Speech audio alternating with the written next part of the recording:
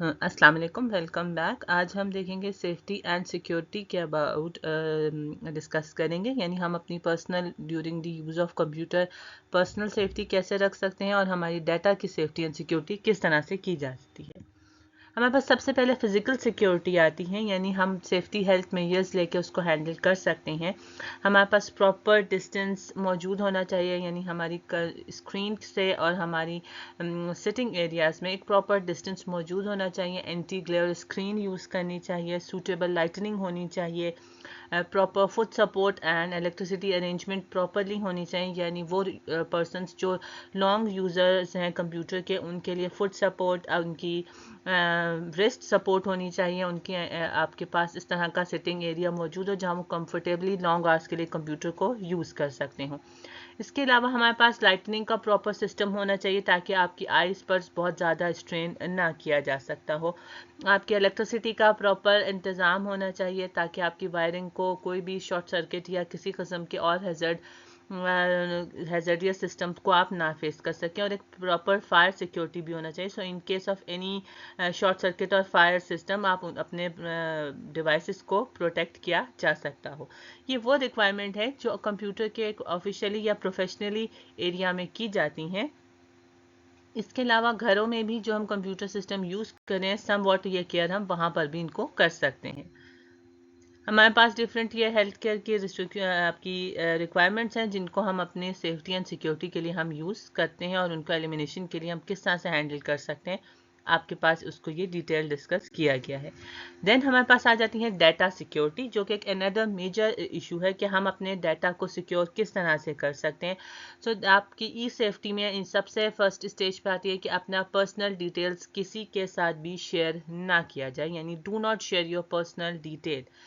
अपना name, address, date of birth, medical history, bank details हैं, आपके पॉलिटिकल रिलीजियस व्यूज़ हैं, ये तमाम व्यूज़ आप किसी के भी साथ शेयर नहीं करने चाहिए ताकि आपका पर्सनल डाटा का सिक्योर रह सके।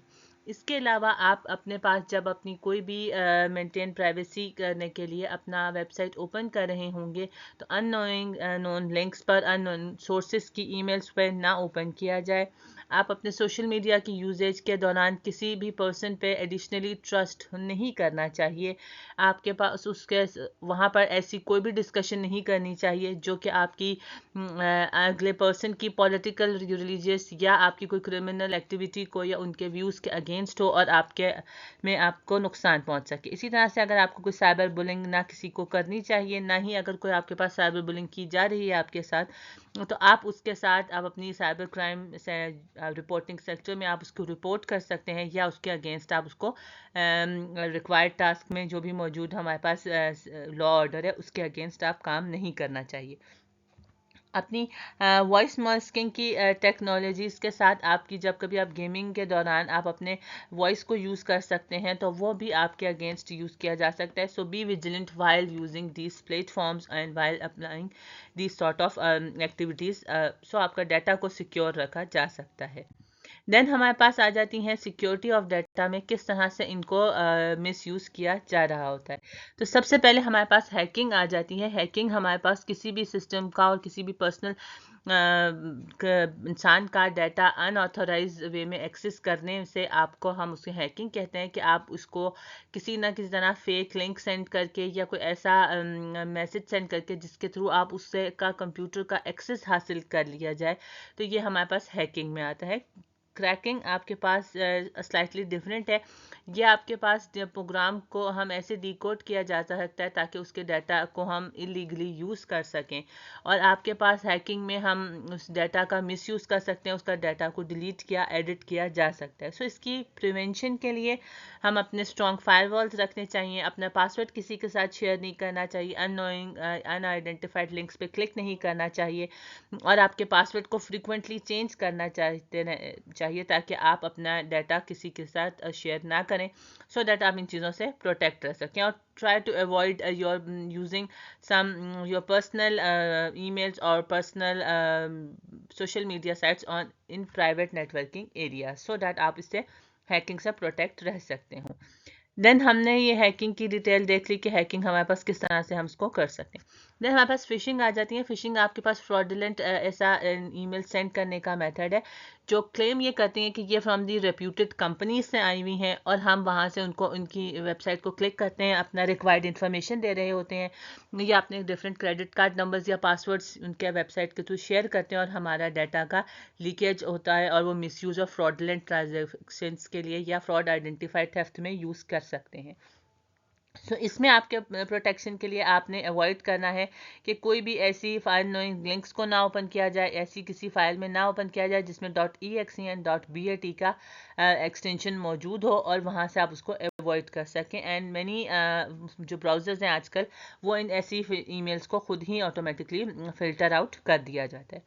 फिशिंग में स्मैशिंग एंड विशिंग आपके पास सेम लाइक फिशिंग के ही तौर पे होते हैं, बट अगर आप एसएमएस के साथ आपको हासिल हो रही है तो तब हम इसे स्मैशिंग कहते हैं, और अगर ये वॉइस थ्रू ईमेल्स के साथ या वॉइस ओवर मेल्स के साथ आ रही हो वॉइस कॉल पर, तो तब हम इसको विशिंग का नाम दिया जा सकता है। सो आपके पास जो इनका बेसिक एक रूल है कि आप अपना पासवर्ड या पर्सनल इन्फॉर्मेशन किसी के साथ भी शेयर ना किया जाए, और आपके पास अनआइडेंटिफाइड मैसेजेस को और अनआइडेंटिफाइड सोर्स से आने वाली कॉल्स पे ना डिस्कसिंग किया जा सकता हो। जैसे फॉर एग्जांपल आपको कोई कॉल करके कहता है कि हम आपके नेशनल बैंक से हैं, या आप कहता है कि आपकी सेंट्रल बैंक से कॉल की जा रही है, अपनी डिटेल्स बताइए, अपना OTP शेयर करिए, तो ये चीज़ें हमें किसी भी थर्ड पार्टी के साथ शेयर नहीं करनी चाहिए।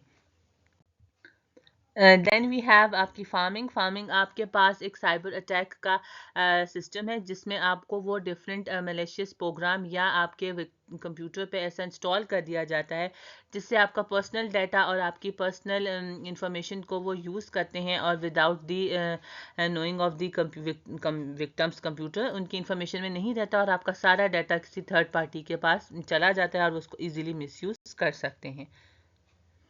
हाँ, यह आपके पास सिस्टम आपको वर्क इस तरह से करता है कि आप अपनी वेबसाइट को एक ओपन करना चाहते हैं, बट आपकी ये उसके वेब की ट्रैफिकिंग को ऑटोमेटिकली ट्रांसफ़र कर देता है किसी फेक वेबसाइट पे, ताकि आपका डाटा इजीली गेन किया जा सकता हो।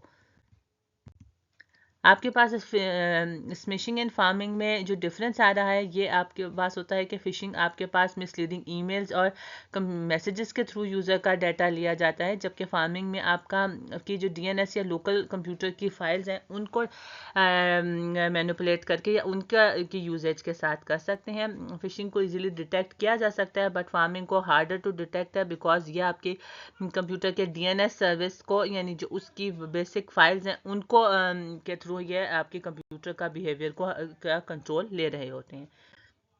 देन हमारे पास इसके डिफरेंट वायरसेस आ जाते हैं।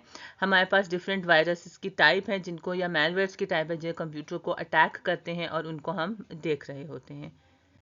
आपके पास वायरस है, आपके वायरस का ऐसा सिस्टम है जो कंप्यूटर को इन्फेक्ट करता है, और आपका कंप्यूटर आपके हार्डवेयर की वर्किंग और सॉफ्टवेयर की वर्किंग को डैमेज कर रहा होता है, और ये आपके पास समटाइम्स नोइंगली आपके कंप्यूटर में कोई करता है, या समटाइम्स अननोइंगली भी आपके कंप्यूटर में वायरस आ जाता है और आपकी वर्किंग की कि ऐसे प्रोग्राम्स को डिकोड या रेप्लिकेट कर रहा होता है कि आप अपना वर्किंग को कंटिन्यूएशन में नहीं रख सकते हैं। देन हमारे पास जो वायरस की डिटेल आ जाती है कि ये हमने इनिशियली देख लिया था पहले भी कि ये 1980s में वायरस आया है, और ये हमारे पास बेसिकली इनका एम यही था कि ये टू आइडेंटिफाई किया जाए या टू डेमोस्ट्रेट किया जाए कि ये कंप्यूटर की कौन सी फाइल सेल्फ रेप्लिकेटिंग होती हैं, या उसको किस तरह से ये कंप्यूटर को मैनेज कर सकते हैं। फिर हमारे पास वॉर्म्स आ जाते हैं। वॉर्म्स हमने देख लिया, आपने पहले भी डिस्कस कर लिया था लास्ट हमारी लेक्चर में, कि ये आपके पास आपकी नेटवर्किंग को डैमेज करते हैं, और ये आपकी कंप्यूटर की जो नेटवर्किंग सिक्योरिटी फेलियर का एक वन ऑफ द रीज़न है जिसकी वजह से आपके कंप्यूटर को डैमेज कर सकता है। अगर आपके नेटवर्क के सिस्टम में एक में वायरस है तो तो वॉर्म्स आपके पास ऐसे वायरसेस होते हैं जो तमाम उसमें अटैच्ड नेटवर्किंग में फाइल्स को डैमेज कर रहे होते हैं। इनकी सेफ गार्ड्स के लिए आपने अप टू डेट एंटीवायरस रखने हैं। कोई भी ऐसा नेटवर्किंग में वर्कर आ रहे हों तो आपने अननोइंगली उन पर क्लिक नहीं करना होता है, ताकि ये आपका यूज़र को इनिशिएट वायरस में आपकी कंप्यूटर के पास ना आए और इसको आपके सिस्टम को डैमेज ना कर सके। ट्रोजन हॉर्स आपका एक ऐसा प्रोग्राम है जो कि डिस्गाइज्ड किसी जेन्युइन सॉफ्टवेयर के अंदर अटैच होकर आता है, और आपका ये कंप्यूटर के डिफरेंट सॉफ्टवेयर को डैमेज करता है और आपकी वर्किंग की यूज़र की वर्कर को स्टॉप कर रहा होता है, ऑप्सकॉम सिस्टम के ऊपर वर्किंग से। फॉर एग्जांपल वो आपको शो करेगा कि ये एक एंटीवायरस सिस्टम है, आपको पॉपअप कर रहा होगा कि ये आपके कंप्यूटर में वायरस आ रहा है। जब आप उस पर क्लिक कर देंगे उस फाइल पर, तो कोई फ्री ट्रायल के तौर पे या आपको फ्री स्कैनिंग के तौर पे आपके कंप्यूटर में वो इंस्टॉल हो जाएगा और आपकी एक्टिविटीज़ को नोट डाउन कर रहा होगा, जो कि ये आपकी साइबर क्राइम्स को भी या पर्सनल डाटा को लीक करने में यूटिलाइज किया जा सकता है। Then we have spyware. Spyware आपके पास एक ऐसे मैलिशियस सॉफ्टवेयर है जो इंस्टॉल्ड कंप्यूटर डिवाइसेस पे हो जाता है without the knowing of the user. So यह हमारी डिफरेंट मैलिशियस डाटा के लिए एक्टिविटीज़ में यूज़ हो सकता है और हमारी इंफॉर्मेशन डाटा सेट को लीक करता है अब थर्ड पार्टीज़ को विदाउट अवर द कंसेंट। सो इसको ऑल्सो हम एडवेयर भी कहते हैं। एडवेयर समवॉट एक ऐसा सिस्टम है जिसमें हमारे पास अनवांटेडली हमारे पास डिफरेंट एडवर्टाइजमेंट्स ओपन होने लगते हैं बार बार, और इसको कंट्रोल करने के लिए हम एंटी स्पाईवेयर या एंटी एडवेयर को यूज़ करते हैं और वहाँ से हम अपने सिस्टम्स को प्रोटेक्ट किया जा सकता है। देन हमारे पास रैंसमवेयर आ जाते हैं। रैंसमवेयर हमारे पास डाटा का होस्टेज बनाने के लिए यूज़ कर सकते हैं। ये आपके डाटा को होल्ड कर लेता है आपका कंप्यूटर में। लाइक आप अपना पासवर्ड एंटर कर रहे होंगे सिस्टम को ऑन करने के लिए, बट ये आपका सिस्टम को वर्किंग नहीं करता और वो रिक्वायर करता है कि आपको जो इनके हैकर्स हैं या इनके यूज़र्स हैं वो हमें रिक्वायर्ड मनी प्रोवाइड की जाए और फिर वो आपको उसकी इंक्रिप्शन की देंगे ताकि आप सिस्टम को वापस अपने यूटिलाइजेशन में लेकर आया जा सकता हो। हाँ, फॉर एग्जांपल ये आप इसकी देख सकते हैं कि किसी यूनिवर्सिटी का अगर कोई डाटा सेट को हम रैंसमवेयर के लिए होल्ड कर लिया गया, तो आप अपना वायरस अपने सिस्टम को जब आप होल्ड कर रहे होंगे, आप अपने सिस्टम को वायरस से प्रोटेक्शन के लिए समझते होंगे, लेकिन बट आपके पास यहाँ पर डाटा सेट का होल्ड हो जाएगा। आप यानी इसको सिंपली आप ये कह सकते हैं कि आपका पास इस तरह का कुछ सिनेरियो जनरेट हो सकता है कि आपके पास कंप्यूटर में आपने अपना सिस्टम को लॉगिन किया है, बट आपका स्क्रीन लॉक्ड स्क्रीन आ रही है और आप जब तक उस साइबर क्रिमिनल्स की आप डिमांड पूरी नहीं करें या वो अमाउंट उनको प्रोवाइड नहीं करें, वो आपका सिस्टम को स्ट्रिक्ट रखेंगे, अपने पास कंट्रोल करके रखेंगे और जब आपके पास इसमें से आप उनको प्रोवाइड कर देंगे फिर ही आप अपने सिस्टम को यूज़ ईजिली कर सकते होंगे। देन हमारे पास स्पैम है। आपके पास ये जंक ईमेल्स आ जाती हैं, अननेसेसरी डिफरेंट एडवर्टाइजमेंट्स की होती हैं, फिशिंग की, स्प्रेडिंग की, मैलवेयर की ईमेल्स होती हैं। बहुत सारे आपके email addresses automatically junk file को सेपरेट कर देते हैं। जैसे आप याहू की एग्जांपल देख सकते हैं, गूगल की एग्जांपल देख सकते हैं। उसमें अननेसेसरी अनवांटेड ईमेल्स या ऐसे अननोइंगली ईमेल एड्रेस से आने वाली ईमेल एड्रेस को ऑटोमेटिकली वो स्पैम क्रिएट करता है, यानी वो जंक को क्रिएट अंडरस्टैंड करता है, आइडेंटिफाई करता है और उसके बाद वो उसको वहाँ पर इजीली ट्रांसफ़र कर देता है स्पैम में।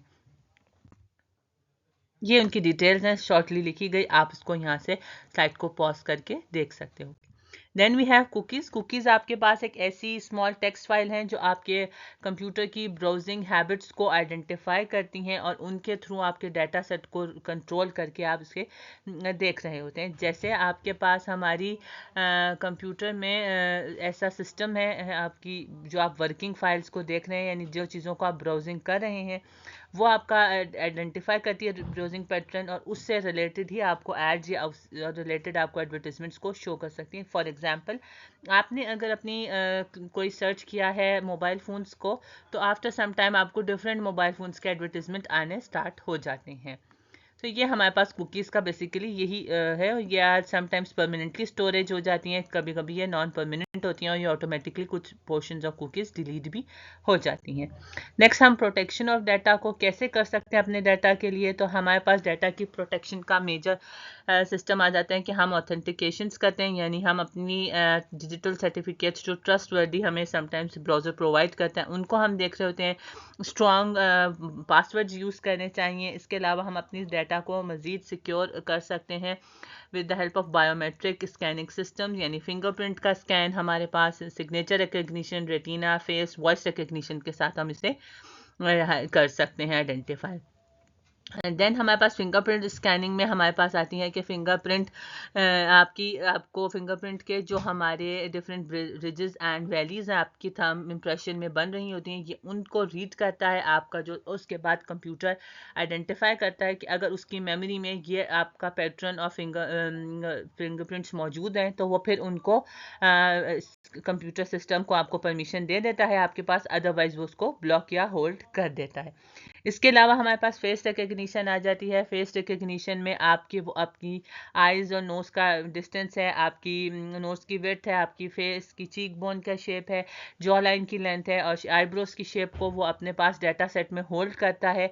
उसके बाद वो उसको स्कैन करके आइडेंटिफाई करता है और अगर वो आपका ऑलरेडी स्टोरेज डाटा से मैच करता है तो फिर आपका सिस्टम को रिकग्नाइज कर लेता है और आपका फेशियल फीचर से वो आपका फ़ोन को अनलॉक कर देता है। देन हमारे पास इसके अलावा आपके पास इसी तरह से आपकी रेटिना का स्कैन है, वो आपकी आई के को आइडेंटिफाई कर रहा होता है, फिर आपकी वॉइस ओवर की वॉइस को रिकग्नाइज करके ओपन कर रहा होता है। इनमें आपकी कुछ इश्यूज भी आ जाती हैं जिनको आप देख सकते हैं, जैसे अगर आपकी स्कैनिंग में आपकी कोई फिंगर को डैमेज या कट लग जाए तो आप अपना फिंगरप्रिंट स्कैन नहीं कर सकते। सिग्नेचर में अगर आपने इसको रखा गया है तो आपकी समटाइम्स सिग्नेचर में इंसान का अगर थोड़ा बहुत भी चेंज आ जाए तो वो ओपन नहीं कर सकता। आपकी रेटिना स्कैन में अगर आपको आई में कोई इरिटेशन हो या आपके आइरिस रिकग्निशन में ग्लासेस पहनते हो, हेयर फेस में आपकी रिकग्निशन में हेयर कलर या फेशियल हेयर में कोई चेंजेस आ जाए या आप ग्लासेस पहनने लगे तो ये आपकी आइडेंटिफिकेशन में इशू क्रिएट कर सकता है। देन हमारे पास एक नदर चीज़ होती है डाटा की encryption and decryption. Encryption में हम डाटा की प्रोटेक्शन के लिए या कोई उसको किसी अनऑथोराइज एक्सेस से होल्ड करने के लिए हम डाटा को प्रिवेंट करते हैं एक इंक्रिप्शन के थ्रू, विच मीन्स कि हम एक सीक्रेट की जब तक किसी के पास नहीं होती तो वो डाटा का या वो कोडेड मैसेज कोई और नहीं पढ़ सकता। आप उसको डी इंक्रिप्शन करते हैं और फिर हम उसको पढ़ सकते हैं। जैसे आप यहाँ पर देख सकते हैं कि इंक्रिप्शन में मैंने इंक्रिप्शन प्रोसेस सेंडर ने ये मैसेज यहाँ पर लिखा गया है कि this is a message and so on. तो ये आपके पास इंक्रिप्शन के बाद एक समवॉट इस तरह का मैसेज मौजूद होता है। जब किसी पर्सन के पास रेसिपिएंट की वो डी इंक्रिप्शन के प्रोसेस करेगा या वो की देगा तो उसके बाद ही वो डाटा सेट को रीड आउट कर सकता है। हमारे पास फायरवॉल आ जाती है। फायरवॉल आपके पास ऐसा सिस्टम है जिसमें हमारे पास डिफरेंट हाली हमने यूज़र्स को प्रोटेक्शन के लिए डिफरेंट सॉर्ट ऑफ वायरसेस, हमारे स्पैम्स और इन सब की डाटा को कंट्रोल करने के लिए हमने ये फायरवॉल सिस्टम को यूज़ किया गया है। ये कंप्यूटर के डाटा सेट को आइडेंटिफाई करता है कि अगर ये नेटवर्क फ्लो उसकी रजिस्टर्ड प्रोसेस के अकॉर्डिंगली मौजूद है तो वो उसको कंटिन्यूएशन देता है, अदरवाइज वो उसको होल्ड कर देता है। फिर हमारे पास आ जाती हैं कि 2 वे फैक्टर ऑथेंटिफिकेशन, यानी हम अपने डाटा सेट को डबल वेरीफाई करवाते हैं। जैसे हम अपनी कोई कम्बिनेशन ऑफ डिफरेंट पासवर्ड्स और पिन का कम्बिनेशन दे रहे हैं, हम अपने मोबाइल फ़ोन और टैबलेट्स में कोई कोड रिसीव करते हैं, अपनी ईमेल में कोई कोड रिसीव करते हैं वाइल यूजिंग द पासवर्ड्स, और उसके साथ साथ हमें कहीं ना कहीं और जगह पर कोड भी मिल रहा होता है जिसके थ्रू हम अपने डबल इसके ऑथेंटिफिकेशन या वेरिफिकेशन कर सकते हैं। सो ये it's helpful for your banks financial dealing और your highly security email addresses जिनको हम अपने प्रोटेक्ट किया जा सकता है। इसके बाद हमारे पास differently user and IDs and password हैं। ये हमने थोड़े पहले भी देख लिया कि हमने किसी के साथ डिस्कस शेयर नहीं करना है, किसी को गैर ज़रूरी इन्फॉर्मेशन नहीं देनी चाहिए।